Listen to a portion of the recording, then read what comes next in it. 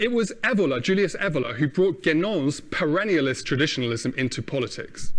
Guénon was a perennialist in the sense that he thought that there was one tradition which stands at the origin of all of the world's major religions, and the idea was to decode that.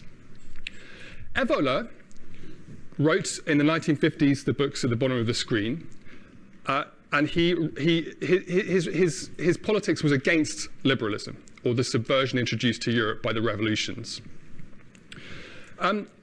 Evola believed that what was needed was a true political class who could govern, in Europe at least, according to what he called the tradition. He compared it to a knightly order, which should not revive previous social forms, because he thought that actually the tradition with a capital T hadn't ever been instantiated fully, but it should be, this should be achieved, government should be according to the great European political tradition. Evola, he's clear that this is a hierarchical society. To some extent, he leaves it a little bit vague what this mode of government would look like. What he also leaves vague is whether societies elsewhere in the world, for example in Asia, in Africa, in the Americas, should also be governed according to the European political tradition. At one stage, he deplores the fact that a series of non-European peoples are renouncing their traditions and have westernized, adopting the culture, ideologies, political forms and lifestyles of white peoples.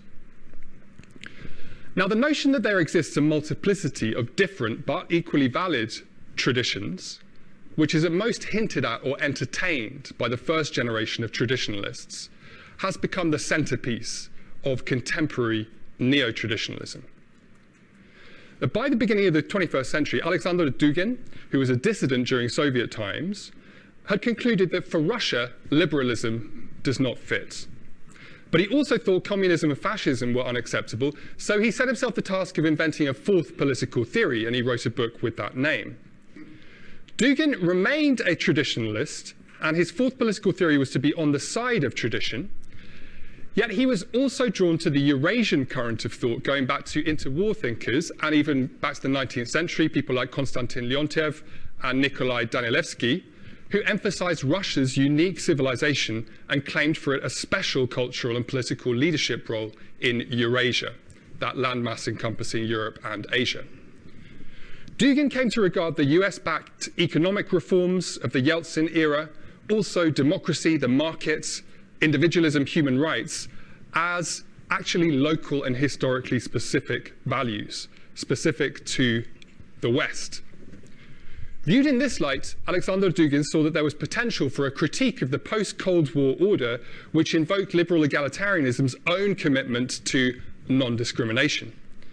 Globalization, he alleged, is nothing more than a globally deployed model of Western European, or rather Anglo-Saxon, ethnocentrism, which is the purest manifestation of racist ideology.